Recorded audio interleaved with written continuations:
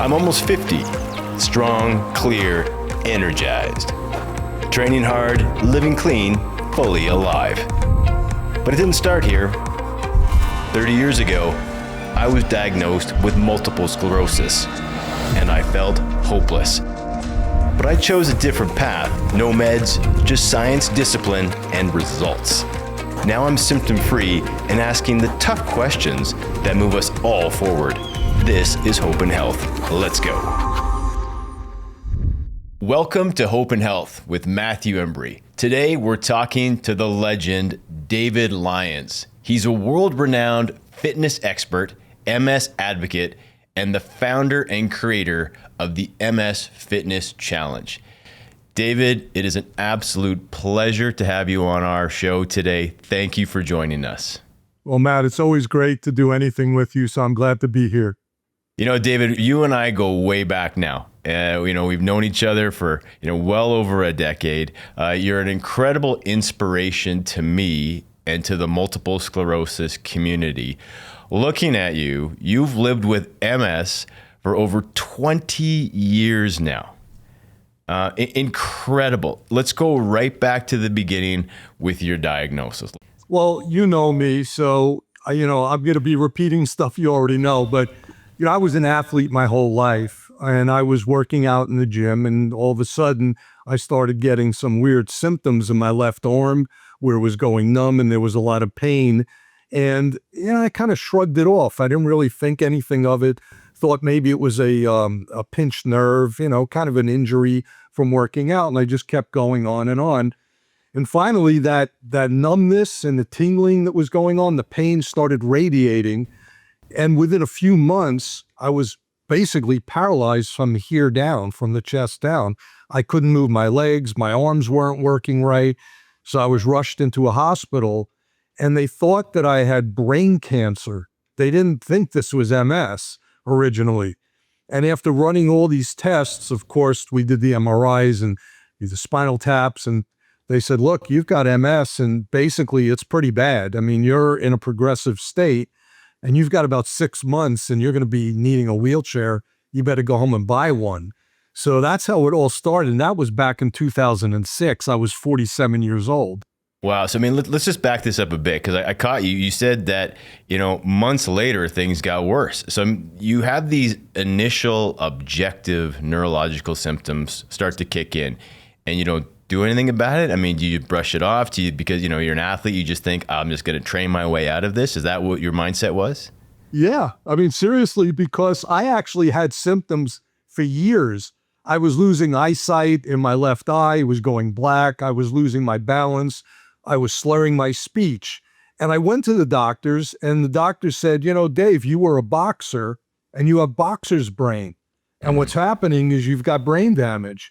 So they basically shrugged it off. So I shrugged it off, and I just kept doing what I was doing. So when I had that major attack where I started to feel like I can't move, I didn't even go to the hospital. They literally had to force me to go to the hospital, and I was there for 5 days. What tests did they run, and how hard was it to actually get the diagnosis of multiple sclerosis? It was difficult, and that's why I was there for 5 days, because the first few days, they were putting me with a brain surgeon who thought that first it was a brain tumor, because they did like a kind of a quick scan, and then they did a little bit deeper, and they thought it was cancer. And they were ready to cut my head open. Wow. And I said to the doctor, wait a minute, what are you doing here? And he said, I've got to remove this or you're going to die. And I said, so if you don't remove it, you're saying I'm going to die. But if you do remove it, what's going to happen? He said, well, you'll probably be paralyzed. And I said, well, that doesn't work for me. And he goes, well, you got to do this. I said, oh, well, I choose to die then. And a nurse heard this whole conversation outside of my door. And she said, Mr. Lyons, let me bring in a neurologist before you make any decisions here.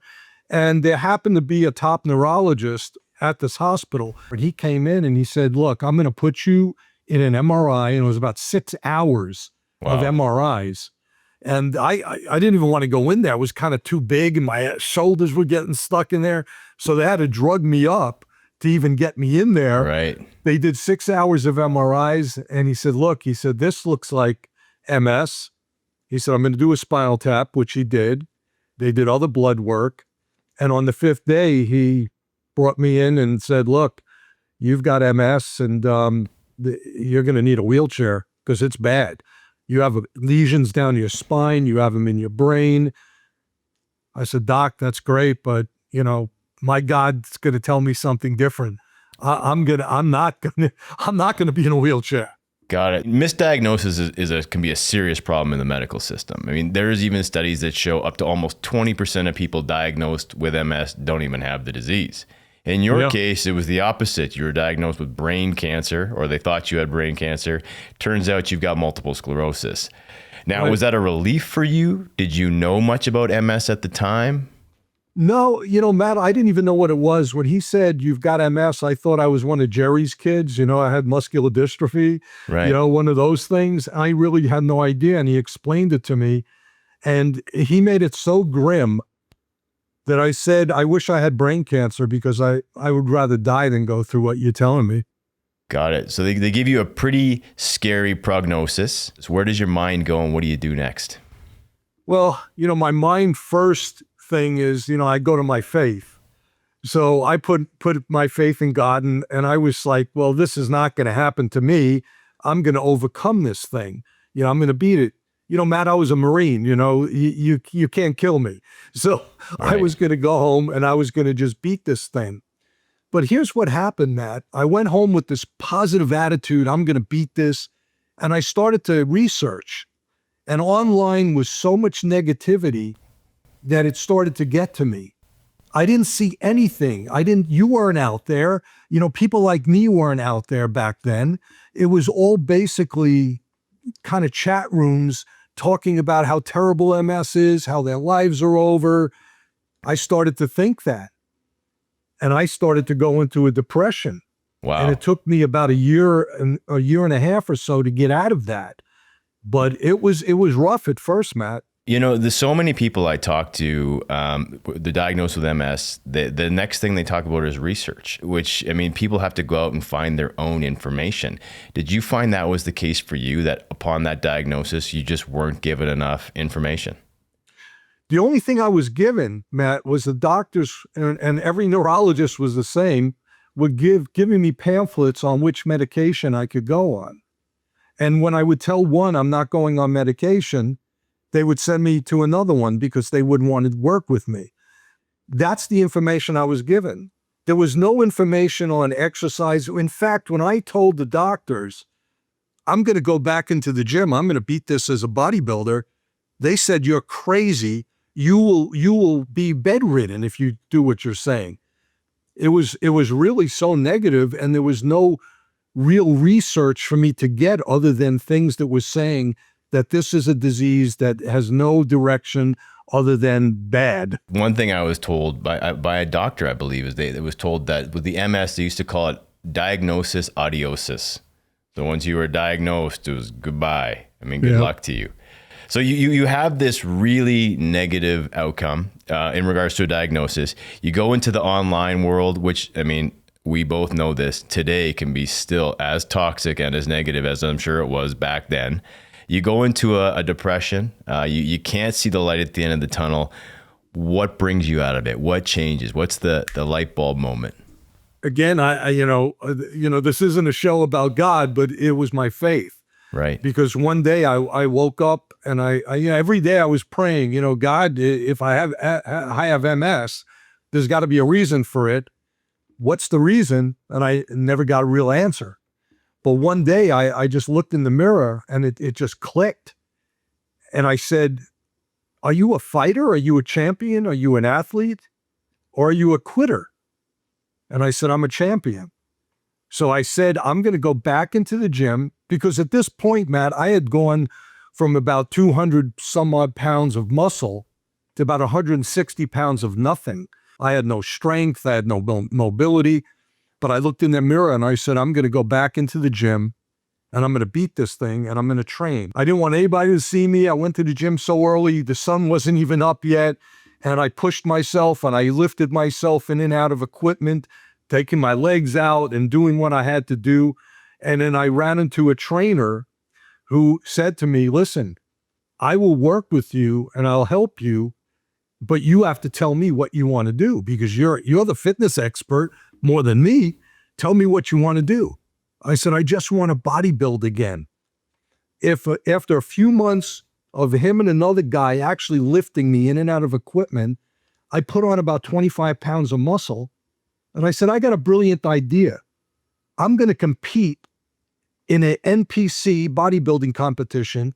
Nobody with MS at that time has ever done it. Now there's a bunch of us out there, but nobody had done it at that time. So David, you've been diagnosed with MS. You've made the decision to get up early, get into the gym.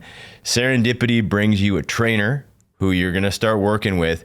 You make the decision to compete as a bodybuilder. Walk me through that. It was rough. My wife thought I was crazy. Everybody thought I was crazy, but I said I could do this. And I had the guys taking me in and out of the equipment. And I kept building and building and building. Now, of course, I wasn't as big as I used to be when I was really a competitive bodybuilder before MS, but I got myself in very good condition. We entered a competition. I ended up tearing the muscle in my pec. So we had to postpone that competition, set me back a little bit. They tried to repair it, wouldn't repair. So I ended up competing months later with a hole in my pec, and I got up there and my body shook. It was very difficult. It was hard to hold the pose. But one thing that I did is I made an impact because my wife said that everybody stood up. It was a standing ovation. I got a big trophy for most inspirational bodybuilder. And then the internet started to blow up. People were coming over to me. Hey, I saw you on the internet working out because we were putting videos out there. Right. And it was giving me inspiration to keep going. But here's the thing, Matt, is that I wasn't getting any better. I was actually, my MS was getting worse because I wasn't training properly. Right. I was training as a bodybuilder, but I wasn't training to overcome my MS limitations. Big mistake. So let's just walk back before we get into that. You're backstage. Is there an anecdote? Is there a moment for you that you overcame so much and that this was giving you potentially a sense of purpose? Was there that moment for you in that event? Yeah, when I was backstage, all of the other competitors were coming over to me and they were shaking my hand saying, I've seen you on the internet working out and you're an inspiration. And I started to realize that what I was doing was impactful, not just for me, but I could help other people with this. So yes, I felt great because people that were competing against me were rooting for me. Now, I knew I wasn't going to win, and I knew I wasn't going to even come in the top 3. I mean, these guys were huge, steroid, big bodybuilders, and here I was. I think I entered the show at about 165 pounds or so. So I wasn't big, but it was an accomplishment just to be able to do what I was doing and standing there and competing with these guys. Okay, so you've been diagnosed with multiple sclerosis. Your world totally shifts. You've been told not to exercise, but you do it anyways. Not only do you continue exercise, you're going to take it to the next level by being a competitor for bodybuilding. You do this, but then you also realize that the disease is still progressing for you. Okay, what do you do then? How do you adjust again in your life? Well, I realized that what I was doing was not helping my MS. I was getting stronger, but I really wasn't getting more mobile. I was also getting more symptoms of the MS. So I said, the way that I have to figure this out is I've been in fitness for over 25 years at that time. I was one of the first personal trainers that there ever was in this country. So I understood fitness, but I didn't understand MS and fitness. So I studied, and I studied the brain, and I studied the neurological system, and I studied how the muscles and everything work together. And I looked up all different studies about fitness for people that had neurological issues, but I couldn't find much in the United States. So I found a lot of things that were going on in Europe and other countries. And what I found is that there were processes that I needed to activate in my body. Otherwise, I was not going to overcome the limitations. So I changed the way I trained to activate those processes. Now, there was a lot of trial and error, Matt. I mean, I'm not going to say that one day I walked into the gym and boom, I figured out how to do this. I hurt myself. I did it wrong, but I used myself as a guinea pig for about 2 years. And I started to develop training methods that now I call optimal body training. But I would write all these down and I would follow them for a month or two, and then I would change it to something different. But every one of the training methods activated your brain to muscle connection, muscle fiber activation, BDNF, brain-derived neurotrophic factor, neuroplasticity, and acetylcholine production. Now, most people don't even know what acetylcholine is, I've but never it's the heard of chemical in your body, in your brain, that moves your muscles. And if you could raise your acetylcholine high, your muscles will move better. So when you combine all of those processes, you overcome MS limitations. And what I found is over time, I was able to now bend my left knee, which I couldn't before. My drop foot went away. All of a sudden, I'm now walking up and down stairs. But it took me a couple of years of doing this to get to the point that I am today, where I could run up and down stairs, I could jump rope, I could squat 500 pounds, I could use 100-pound dumbbells any way I want. But I had to work very hard at teaching my brain to connect properly to my muscles, maybe regenerating nerves that can be regenerated, having neuroplasticity, redirecting the nerves that could be, getting my acetylcholine high. And now I'm able to do everything I want. But that was how I figured it out, by studying and figuring out what these processes were. Got it. So let's get back into that process a little bit, because, you know, a lot of people watching this podcast right now are going to be inspired to hear this and are going to want to start this. So what I'm hearing is that first it starts with the research. Then once you're through the research, you see the possibility. And then once you see the possibility, you start putting things into action, but it doesn't necessarily work right away. Can you kind of expand on that, where there's some trial and error, and then there's the discipline of like keep going even though when things aren't happening immediately? Well, the importance here is commitment. You have to be committed to doing something like this. It's not about motivation. Everybody talks about let's get motivated. The problem with motivation, it's a fleeting emotion. Mm-hmm. You get excited for something, and within a couple weeks, that motivation can be gone. But if you get committed to something, you will stick to doing it. So commitment is number one. I had to be committed. Once I was committed, then I was able to do what I needed to do. And for people out there, they have to understand that every one of us is different, even though we have the same disease. And some people respond very quickly to this type of training. Some people, like me, took 4 years to get to the point where I am now. But if I didn't do it, where would I be? I would be in worse condition with MS. You have to chip away at this because you have to make connections in the body that have been lost. I want to break down that word commitment a bit more. Because in my journey was different. I was told as well that exercise was something you don't do with MS at the time.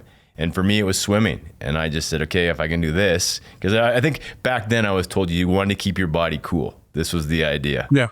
So swimming was something that people agreed that I could do. But when I got in there, I committed to an image of self in the future. That was my commitment. I saw myself, down the line, decades.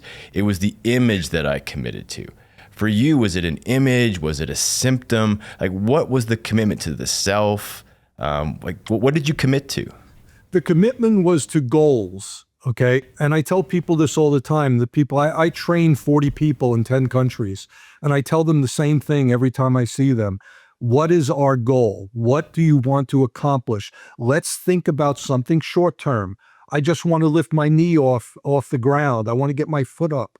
Or let's talk about further goals? What are your long-term goals? So for me, it was goals. I was setting goals. I saw little things that I wanted to accomplish. I wanted to be able to walk up and down stairs without dragging my left leg. Made that happen. Then I went to a further goal is I want to now run up and down those stairs. So there's goals and there's incremental goals that you should have. And that's what I did. And I made vision boards, actually. I put boards up for things that I wanted to look like, how big I wanted my arms again, things like that.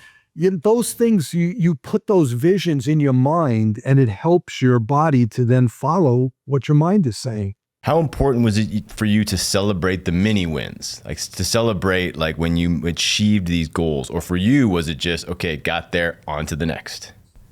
No, you celebrate them. And I tell this to everybody that I work with. When you accomplish something, even if it's tiny, you celebrate it. Don't minimize it. Don't make it like, oh, all I was able to do was move my fingers better. No, that's a big thing. Celebrate it.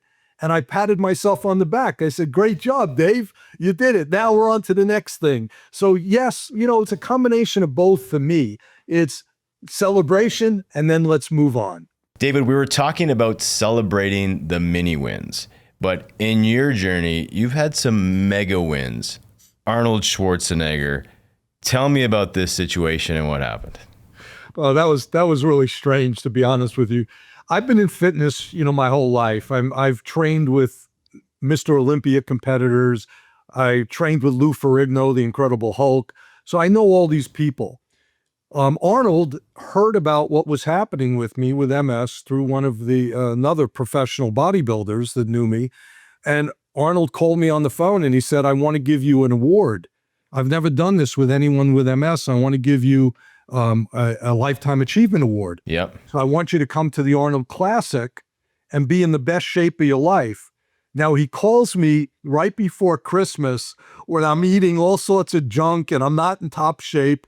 And I said, well, Arnold, when is this? And he said, March. I said, how you want me to get into top condition in a couple of months? He said, do it. Right. So I flew out. We went to Ohio. He brought me up on stage and he gave me the only Lifetime Achievement Award ever given to someone with multiple sclerosis from Arnold Schwarzenegger. It was a great honor. He was a great guy, said some really great things about me. In fact, he's in my documentary that's out right now. There's a whole thing about that where he hands me the award and he talks about how I'm beating MS. So it was a pretty major milestone. Well, congratulations, David. And please let me know how people can watch the documentary about you. I'll let you know. Yeah, it's in the film festivals now, winning a bunch of awards. Just won a Telly. It's called MS Fitness Challenge, The Journey. All right, well, let's get into that. The MS Fitness Challenge, you're the founder of this. Why did you do this? That's a funny story because I didn't. My wife, Kendra, did. After I competed as a bodybuilder, my wife said, this is great. You look great. Everybody's patting yourself on the back. It's all good. But how is that really helping people with MS? She said, yes, you're an inspiration, but they don't know how to do what you're doing. They don't get it.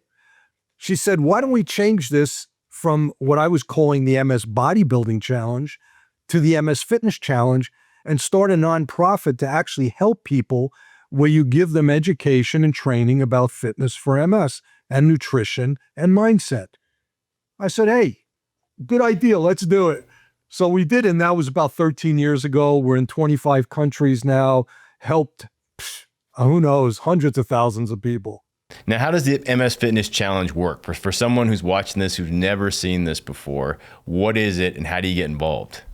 Well, there's a lot of different moving parts to it. We were doing a lot of in-gym training where I was going to different cities around the country and I was spending 12 weeks with trainers and people with MS, all for free. They would come in and we would train them and help them with their MS. And we did this in California and Florida and Colorado, all these different places. And we were doing that on a consistent basis. And then COVID hit. When COVID hit, we started doing things more internally. So we did virtual online training and things like that. We did weekend workshops online. And after COVID, we actually have done weekend workshops where people have come in. We call them training camps. They fly in from all different parts of the country and Canada as well.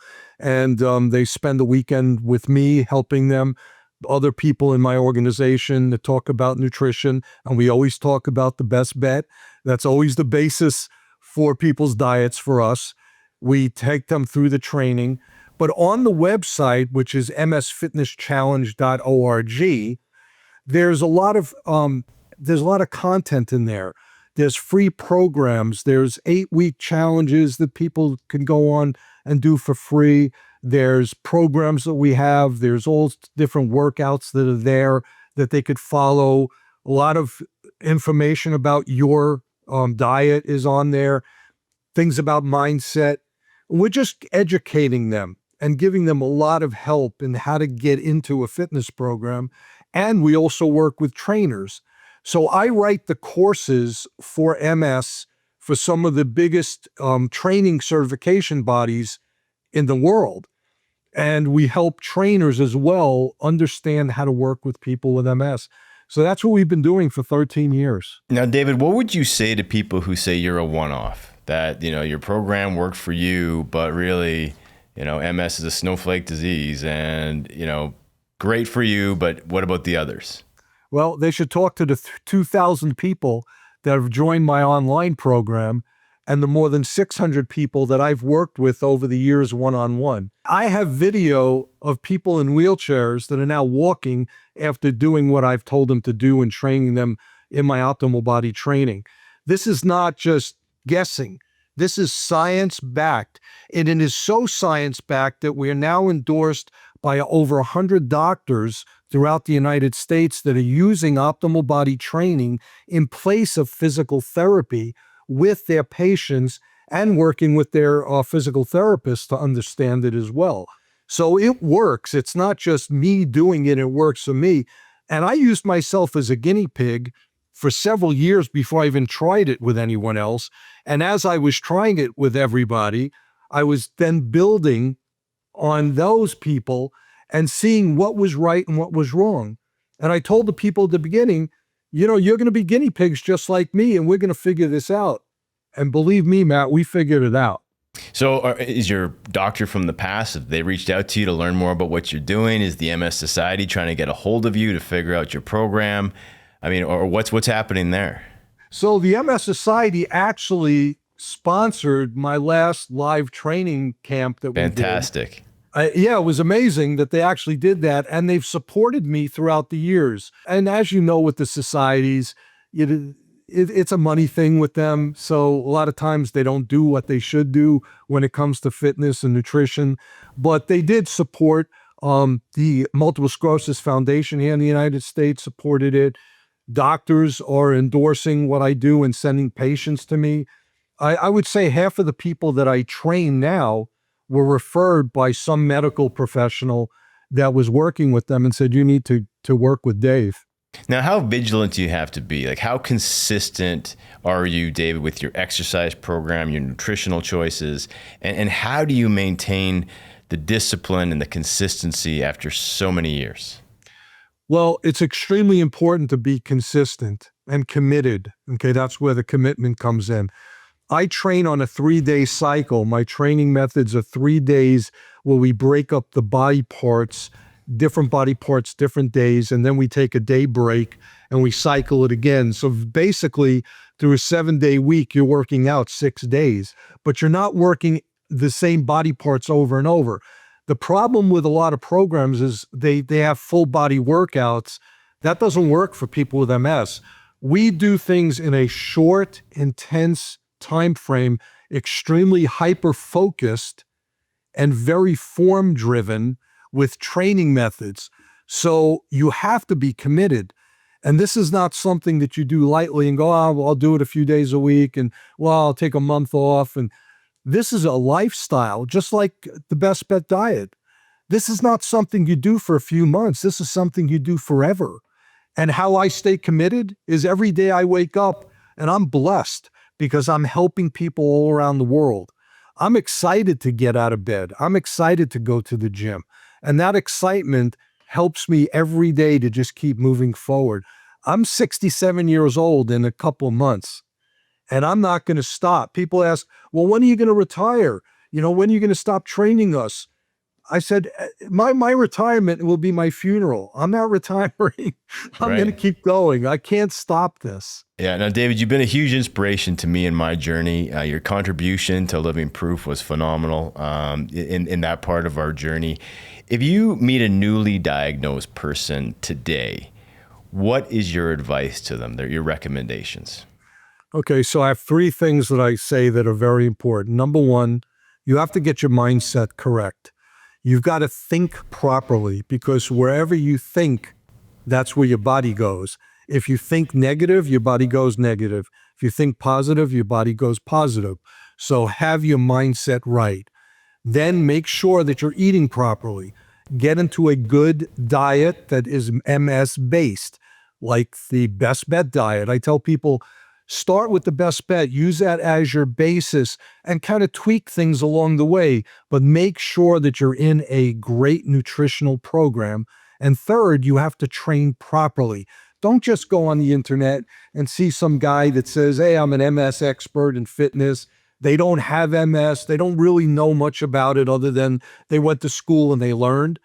I said, that stuff, maybe there's some good stuff in there, but you've got to find the thing that is going to scientifically change your body and have you overcome your limitations.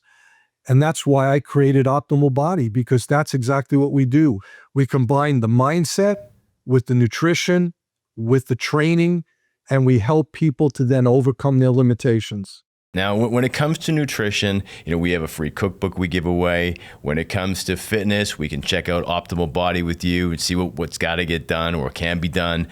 Mindset, really challenging for a lot of people to keep that mindset day to day. Positive mindset, to be specific. What do you do to stay in that space? Well, for me, it's basically that's who I am. So I don't need anything to get me, committed or have that proper mindset, but most people do. And what I've done is I've actually partnered with Matt Rowe, who is a mindset coach. And Matt now and I are doing Optimal Body, Optimal Mind. So Optimal Body, Optimal Mind is taking the mindset that Matt is doing, putting it with my training program, pairing it then with the diet of the Best Bet, and we've got something that can't be beat on overcoming MS. The mindset is extremely important. I'm not the greatest mindset teacher because I was kind of born this way. Right. I've always been a positive person. I always look at things as half full, not half empty. But Matt Rowe is an expert. He's a master neuroplastician. So I figured if we can bring both of these 2 partnerships together, we could get something that's really great for people with MS. And every day he's reminding people, you cannot go and work out as hard as we want you to work out. If you're negative, you've got to be positive. So a big question I've got for you, David, is why are you doing this? 67 years old, I think you said. Yeah. You've overcome so much. You're in a positive space. You could just go off and, live your life, keep going to the gym. Why are you continuing even to do this podcast with us? You're continuing to share the journey. You're continuing to reach out. You're putting the effort in. Why? Well, why I did the podcast is first, I love you. I think you're one of the best inspirations in the MS community. But beyond that, Matt, you're a wealth of knowledge. Well, so for me to be on this podcast, I'm honored. I'm humbled that you would even ask me to be on the podcast. So, that's why I'm here on the podcast. But to answer the other part of the question, I do what I'm doing because it's a mission. It's a passion of mine. I wake up every morning and I know that what I'm doing is changing lives. And what is life about, Matt? It's about what you give, not what you take. So I want to keep giving until I can't give anymore. I want to keep helping people. When I get messages from people that have either been in my program online or people that I work with that say, Dave, you're not going to believe it. I actually was able to get up out of my wheelchair today. Or you're not going to believe I was able to go shopping and I walked around the whole shopping center. Wow, what you're doing is changing my life. Matt, every day, my heart is filled by what I do. Why would I stop this? Right. Yeah. And thank you for those kind words. And David, I hope you know I feel the same way about you. I mean, so many times in this journey, when you got to phone a friend, you've got the text from me, I need some help here, and you've been there and I appreciate that. And that in turn has resulted in helping so many other people. But the information together, we've been able to get out there. For you, I mean, earlier in this conversation, you brought up faith, and I agree with you. Faith is in a higher power, in God, is something that is rarely discussed in medical circles. More so today, I think. We're starting to hear more and more with discoveries in quantum physics. People are starting to get more and more open to the mysteries of this world. How important has it been for you, and what have you seen with others when it comes to their faith journey? Well, when I was diagnosed, I had actually been a youth pastor. So I've been in the ministry, and I knew that by getting MS, it wasn't like a curse from God. It was something that happened because God had a purpose for me. Right. I just needed to find that purpose. And that's where that time where I was sitting at home, kind of feeling bad about things, I was praying every day, God, what's the purpose? And then he gave it to me. My faith is extremely important. I'm out there speaking and writing for the Fellowship of Christian Athletes so that my story could be told, that even in your worst obstacle, even in the worst thing that can happen to you, God can be there and will give you the strength. I have tattooed on this arm 2 Timothy 4:17, which is, and God stood with me and strengthened me. Now, if I did not have the faith that I have, maybe I couldn't do what I'm doing. It's by his strength, I feel, not mine, that I'm able to get up every morning at my old age and keep doing what I'm doing and feel invigorated to be able to do it, because I not only am helping people, but I have a testimony to be told that people should hear. Because, there are guys, as a Marine, I didn't have to serve in a war. There are guys out there that come home with no legs, no arms, and they live their lives. I only have MS. Well, why should I complain? I thank God every day that this is all I have.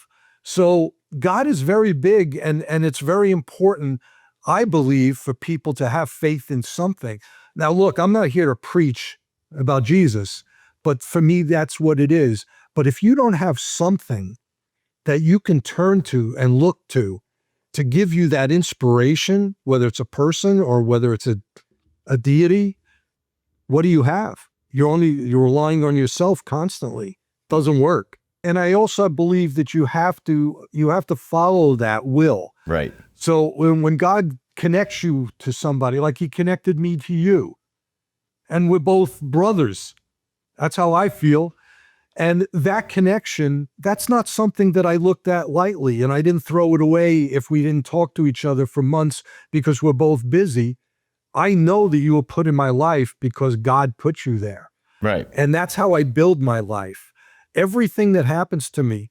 When I was diagnosed and the Fellowship of Christian Athletes, I don't even know how they heard about me, but they said, hey, would you mind speaking and writing for us? We hear that you're doing amazing things as a bodybuilder with MS, and you're a Christian. Would you speak?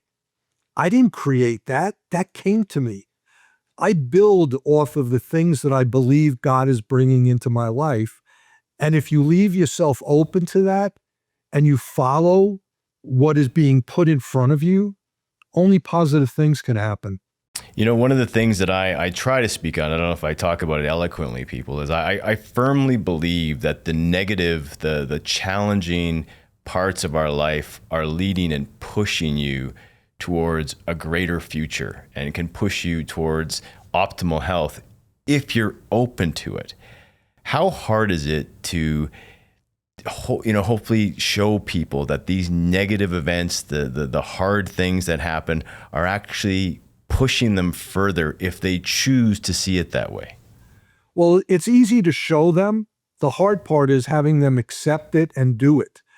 a lot of people, especially with MS, and I work with people that have other neurological conditions and also muscular dystrophy, people that have chronic conditions have this mindset that their life is over, that their life is changed to the negative because of it. And that's what the hard part is getting them to see that. So you've got to constantly feed them the positivity of what can be possible. MS hope, that's a great word. Hope. You have to give them hope in something. What I do is difficult, but if you have the right mindset and you know that you're going in the positive direction, then you do it. And that's the hardest part, is to get people committed to stick with something, because it's not automatic gratification. At this stage in your journey, with all the things that have happened, has multiple sclerosis been a gift for you? Yeah, because, people say to me, if you could choose not having MS, would you choose that? And I say, with everything that I've accomplished and all the things that I've done and the people that I've helped, I wouldn't take it away. I was just given an honorary doctorate in advanced studies in health sciences for what I've done with people with MS and the fitness programs that I've developed. I mean, I would never be able to do that unless I had this condition. So no, I wouldn't take it away at this point. David, thank you so much for sharing your story. I want to thank you personally for being such a great friend to me, a support. You're one of the key characters that operates behind the scenes of MS Hope that a lot of people don't know about. We've got to lift your story up more. You've changed my life. You've changed thousands of lives around the planet. Thank you for being you. Thank you for the journey. And thank you for your time today. Well, thank you, Matt. I really appreciate those kind words. You almost brought some tears to the Marine's eyes, but it was great being here. All right. Thanks, brother. Take care. Thanks for joining us. Hope and Health is made possible through generous donations. To learn more or support the show, visit mshope.com, where you'll find free science-based resources.